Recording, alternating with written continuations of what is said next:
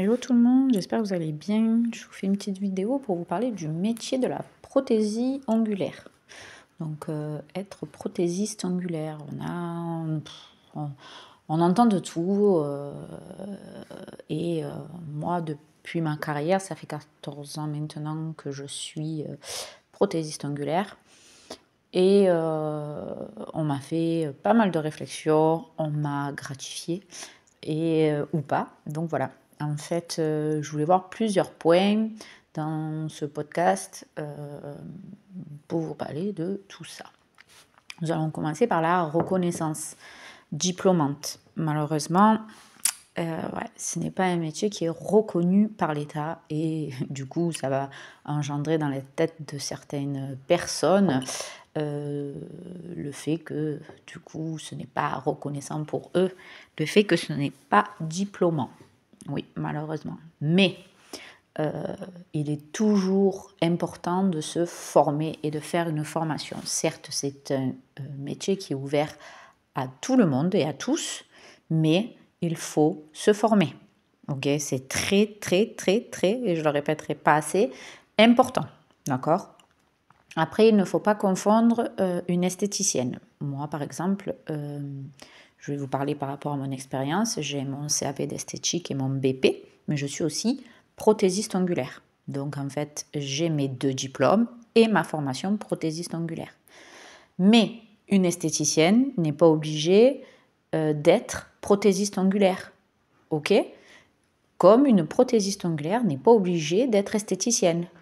Une prothésiste ongulaire ne peut ne pas savoir épiler. Et vice-versa. Une esthéticienne, elle ne peut ne pas savoir vous créer un ongle au chablon, rallongé avec une capsule. Voilà. Donc, il ne faut pas confondre parce que ce n'est pas la même chose. D'accord ? Après, vraiment, c'est dommage. Il faut du coup se former en formation.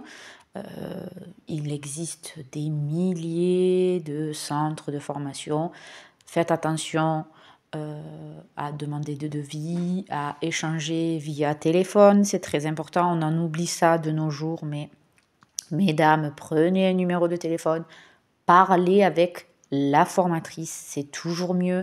On se fait une idée quand on a quelqu'un au téléphone, on interagit avec elle, on entend sa voix, voilà, il y a un feeling qui se crée, il y a quelque chose qui passe ou non, et on peut prendre une vraie décision. Donc s'il vous plaît, échangez, écrivez, mais voilà, l'échange téléphonique, je trouve que c'est très important.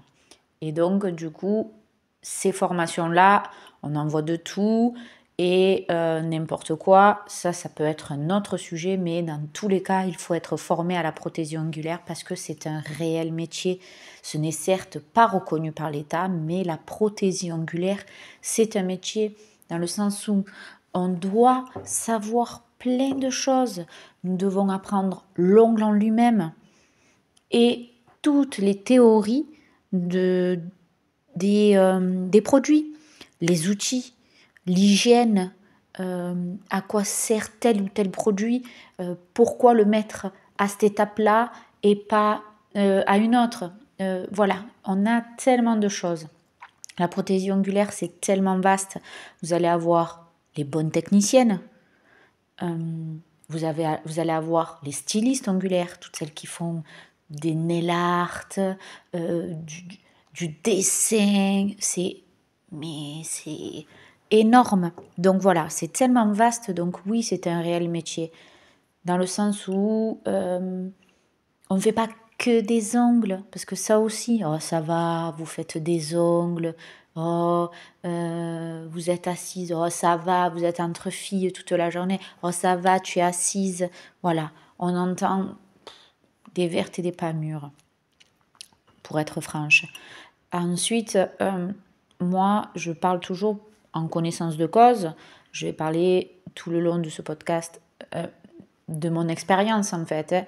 Dans le sens où, moi, ça fait maintenant 14 ans que je fais de la prothésie ongulaire, que je suis aussi esthéticienne, etc., que je suis dans ce milieu-là, parce que c'est vrai que ça se rejoint beaucoup, hein. Mais admettons, j'ai été formée en 2009. Déjà, les techniques n'étaient pas les mêmes, parce que c'est un métier qui est en perpétuelle évolution, hein, que ce soit sur les produits, que ce soit sur les techniques, on voit de tout. Moi, par exemple, on entendait parler du chablon, mais ma formatrice, elle n'était pas forcément pour quand j'ai été formée. J'ai ensuite donc eu la formation. Je suis sortie du centre, j'ai voulu travailler un petit peu et me faire une petite clientèle. Ça prenait pas trop. Du coup, je suis allée travailler dans une onglerie. J'étais prothésiste, après responsable. Et dans cette entreprise-là, j'ai été formée parce qu'on travaillait avec une certaine marque et qui proposait des formations, des ateliers pour les personnes donc, qui travaillaient avec leur marque. Et là, j'ai pris pas mal de connaissances, de savoir-faire de chacune. Et en fait, en le mettant en pratique, ça m'a permis de m'améliorer, de m'améliorer, d'évoluer dans le milieu de la prothésie. Et c'était super bien. Et sur ces 14 ans, par exemple, les 5 premières années, j'ai énormément évolué. Je l'ai vu. Après, j'ai créé ma société, j'ai voulu, alors avant ces 5 ans-là, au bout de 3 ans, j'ai créé ma société, je me suis installée et là, j'ai continué encore à évoluer, j'ai fait ma clientèle et j'ai développé ma société. J'étais seule et après, j'ai un petit peu stagné. Vous voyez, je suis restée dans ma zone de confort en fait, parce que déjà, ça allait très bien à mes clientes, les pauses tenaient, tout était bien. Je développais vraiment une réelle clientèle et ça, c'était super. Et par la suite, au bout de ces 5 ans, quand on commence à travailler avec quelqu'un, quand on a la possibilité de souffler un peu plus, là, j'ai décidé de me former dans d'autres techniques. Donc, on voit qu'encore, on s'améliore. Et c'est là qu'on se dit que c'est bien de sortir de sa zone de confort parce qu'il le faut. Il faut évoluer, il faut s'améliorer. Moi, on ne peut pas tout faire en fait. Voilà. Moi, je ne pouvais pas me former et que ma clientèle ne se développe pas. D'accord ? Donc, j'ai pris le risque, certes, de rester dans mon savoir-faire en fait, voilà.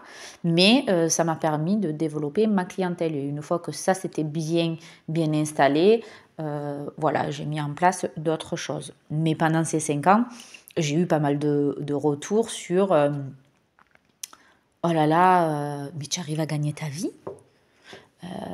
Heureusement que tu as ton mari, non peut-être. Mais tu fais pas quelque chose à côté. Et comment tu fais pour vivre? Ah, mais toi, tu peux pas acheter une maison. Voilà. Donc, on se fait une idée sur le métier de prothésiste ongulaire. Donc, moi, j'ai travaillé pour des personnes. J'étais bien payée. Ma vie, je la gagnais bien. J'arrivais à payer mes factures. J'avais un appartement. Je vivais seule. Et je n'avais pas besoin de mon mari parce que mon travail était payé à juste valeur. On est d'accord ? Et quand je me suis installée, oui, il y a eu peut-être au début un moment où ça a été compliqué, mais je suis propriétaire, je paye mes charges, je payais les personnes qui travaillaient avec moi, je payais mes fournisseurs, je n'ai jamais eu de dette. Voilà. Donc oui, on peut très bien gagner sa vie si on croit en son projet, si on s'en donne les moyens. Il y a du travail. Et après, c'est pareil, si on veut travailler pour quelqu'un, et il faut lire nos contrats, il faut signer quelque chose qu'on pense vraiment être payé à juste valeur. Si ça ne vous correspond pas, il ne faut pas rester. Faut pas. Mais par contre, oui, il y a du travail et c'est un réel métier. Ce n'est pas parce qu'on fait simplement des ongles, comme ils disent certains, que l'on ne peut pas avoir du mérite. Je veux dire, si c'est peut-être pas reconnu par l'État, mais on a de la reconnaissance. Certaines personnes l'ont parce qu'ils sont gratifiants envers nous. C'est une joie. Moi, quand je vois des dames qui m'ont dit oh, merci, tu as embelli ma main, oh là là, j'ai de réelles mains de femme, oh merci, voir leurs yeux briller, me dire, mais moi je serais incapable de faire ça. Je suis incapable de le faire, ce que tu fais, Mélanie. Merci, mille merci. Si je t'ai pas toutes les 2 semaines ou tous les mois, c'est une catastrophe. Je te remercie. Grâce à toi, j'ai pu arrêter de me ronger les ongles. Voilà. Ça, c'est un plaisir, c'est un partage. J'ai adoré. Et pour vous dire que c'est un réel métier, parce que moi, j'ai participé il n'y a pas longtemps à un concours et je me suis dit, mais Mel, comment il y en a, elles ont 3 ans, 5 ans d'expérience, mais toi, tu n'es pas capable de faire ce qu'elles font. Elles ont bûché, travaillé des techniques, comme quoi on en revient à dire que tout est en réelle évolution. Parce que mes techniques que j'ai appris moi de base ne sont pas du tout les mêmes qu'elles apprennent, parce qu'on n'a plus du tout la même pédagogie de nos jours, on n'a plus du tout le même approche sur la prothésie ongulaire, on donne plus les mêmes savoir-faire, les mêmes compétences, vu que c'est un métier qui évolue constamment. On voit de ces choses de nos jours, c'est extraordinaire. Donc, faire les ongles, comme ils disent, c'est pas que voir des filles, parler, faire ce côté attractif. Il faut aussi avoir un côté sociable, un côté aussi empathie, côté chaleureux, commerçant. Il faut avoir l'envie d'avoir le contact avec les gens, de les comprendre. Voilà, c'est pas facile parce qu'il y a des journées qui sont longues où on entend le drame de tout le monde, on a mal à la tête, on peut avoir mal au cervical, aux jambes parce qu'on ne bouge pas beaucoup, parce qu'on est tout le temps assise, concentré, on peut avoir mal aux yeux, on peut avoir des maux de tête, même psychologiquement, parce qu'il y a des personnes qui se confient à nous, qui s'ouvrent ouvertement et qui vous racontent leur vie et qui ont des difficultés, qui ont des problèmes de santé. C'est pas facile. Vraiment, le métier de prothésiste angulaire est un métier et à part entière. On fait vraiment plein de choses. On ne fait pas que simplement des ongles. On donne la joie, on apporte une compagnie, on est une oreille, on peut être une amie, on peut être un professionnel. Voilà. Vraiment, je trouve que c'est un réel métier qui n'est pas assez reconnu par certaines personnes parce qu'il n'est pas reconnu par l'État. Mais heureusement qu'il y en a certaines de personnes qui, grâce à elles, sont reconnaissantes et permettent d'évoluer et de développer les mentalités de nos jours. Voilà. Je suis pour la formation, c'est pas parce qu'à l'heure d'aujourd'hui je suis dans la formation que je vous dis ça, mais sortir de sa zone de confort, c'est bien. Voilà, il faut développer vos sociétés, il faut croire en vous et votre projet, mais se former, c'est très important. Après, il y a aussi le côté, voilà, comme je vous disais, croire en soi. C'est très important de croire à son projet, d'y mettre son cœur. Et en fait, vous avez tout entre les mains. Même si vous avez un côté négatif, il faut le mettre de côté et ressortir le positif. Ça va vous faire avancer, ça va vous permettre d'évoluer, de vous améliorer et de le faire. Moi, je vous dis, foncez. Si le métier de la prothésie ongulaire et que vous avez les petits critères que je vous ai dit juste avant, dans l'empathie, le contact avec les gens, ce côté un peu commerçant, souriante, chaleureuse, foncez. Si vous avez tout ça et l'envie de faire les ongles, d'être formé, d'évoluer, aussi d'entendre certains défauts. Voilà, il faut savoir entendre que on ne fait pas bien une telle chose pour pouvoir s'améliorer. D'accord? Alors, pas bien, mais qu'il y a une autre technique en fait. Parce que dans ce milieu-là, on a du mal aussi à entendre certaines choses parce qu'on se conforte dans ce que l'on sait et ce que l'on connaît. Donc on se dit pas besoin d'apprendre autre chose. Mais des fois, pour mieux faire, il faut essayer. D'accord? Je ne sais pas si vous avez bien compris, mais voilà. Et si vous avez toutes ces petites options, ces petites qualités, on va dire, et que vous avez envie, vous avez des doutes jusqu'à maintenant, moi je peux que vous dire qu'il y a du potentiel, du travail dans la prothésie ongulaire, il y en a. C'est un métier en plein développement, hein, voilà. Donc n'hésitez plus, voilà, vraiment.